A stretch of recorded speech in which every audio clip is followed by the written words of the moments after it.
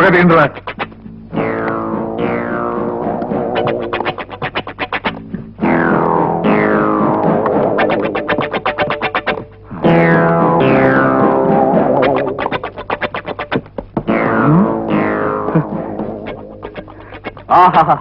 కాళేశ్వరరావు గారు, police station ప్రక్కన వ్యభిచార గృహం ఉన్నట్టు మున్సిపల్ గోడౌన్ అండర్ గ్రౌండ్ లో ఇన్ని లక్షల ఖరీదు చేసే స్మగుళ్ళు గుడ్స్ దాచారంటే మీ బుర్రకు నా జోహార్లండి. శతబాబు, వీడు చాలా ఎక్కువగా మాట్లాడుతున్నాడు. కరెక్ట్ గా డబ్బిచ్చేవాడనంటావు? వేడిదేముంది సార్, వ్యాపారం నడిపేదంతా మన పార్టీ ప్రెసిడెంట్ గారయ్యే. ఆఫ్టర్ ఆల్ వీడు ఆయన ఏజెంట్ మాత్రమేగా. What mister Lal sir, party president గారు ఎలా ఉన్నారు? ఆయనకేం సార్, 3 పదవులు 6 పెళ్లాలతో హాయిగా ఉన్నారు. ఈ 10 లక్షలు అడ్వాన్స్ గా ఉంచుకుని సరుకు నాతో పంపమన్నారు. చూడు లాలు, ఎక్కడైనా బావగారు కానీ ఈ వ్యాపారంలో బావగారు అన్నామనుకోండి మనకి శటకోపం పడిపోతుంది. కావాలంటే పార్టీ ఫండ్ కు ఇంకొక ₹1,00,000 ఎక్కువ డొనేషన్ అడగమని చెప్పు. అంతేగాని ఈ చీకటి వ్యాపారం అప్పులతోనూ అడ్వాన్సులతోనూ కుదరదు. రెడీ క్యాష్ 50 లక్షలు ఇస్తేనే ఈ సరుకు పంపిస్తామని, అప్పటి వరకు ఈ సరుకు మా పాతాళ గృహంలోనే పదిలంగా ఉంటుందని పార్టీ ప్రెసిడెంట్ గారితో చెప్పు. ఓకే.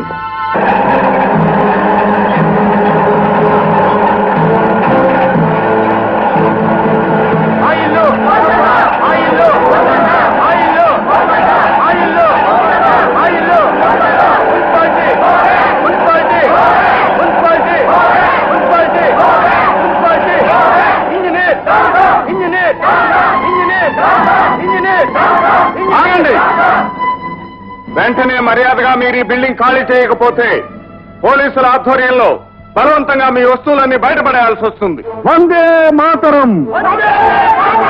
అలా జరగడానికి వీల్లేదు.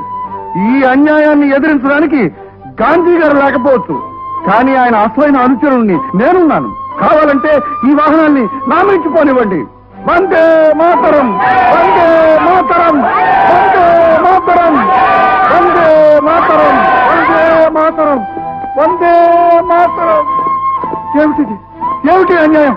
తెల్లవాడు ఇంకా దేశం నుంచి పూర్తిగా పోలేదా? చూస్తానే, సామాన్లు బయటపడేయండి.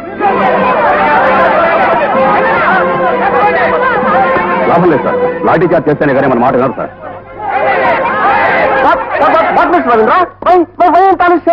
వాళ్ళు మాటలతో వినేట్లేరు సార్. నాకు తెలుసు, ఈ మున్సిపల్ కమిషనర్ గోదావరి ఇప్పటికీ 99 ఇళ్ళు కూర్చోరు. ఇది నోటి మరేం భయం లేదు. ధైర్యం కోసం నేను ఇప్పుడు ఆంజనేయ గుడికి దండం పెట్టుకొస్తున్నా. నేను ట్రై చేస్తాను. ట్రై చేయండి. జై జై వీరాంజనేయ. ఏమిటి కమిషనర్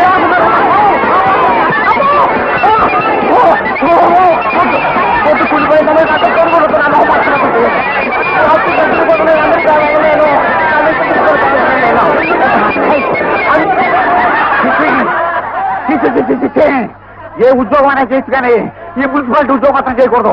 ఇంకా చూస్తానండి, 3 రోజులు పంపండి. బిల్డింగ్ విత్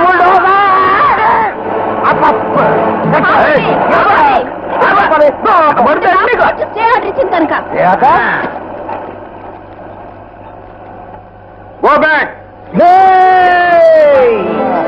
పుడిసింది బాగా మున్సిపాలిటీ మోక, పుడిసింది బాగా ఎలా ఉంది మన ఏదో సాధించానని సమరపడదు. ఇది విజయం కాదు, కూర్చున్న కొమ్మని నరుక్కోవటం. ఈ బిల్డింగ్ లో ఉన్న వాళ్ళకి ఏదైనా ప్రమాదం జరిగితే దానికి నువ్వే కారణం. గుర్తుంచుకో. పని ఇల్లంతా గుల్ల చేశావు. ఆఖరి కుర్రాడు చదువుకునే పుస్తకం అమ్మేస్తావా? ఇలాతే నా బాబు నా గదిలో చదువుకుంది గాని ఆ వందే మాత్రం చేత ఆడి పుస్తకం వాడికి ఇప్పించేస్తావా? నాకు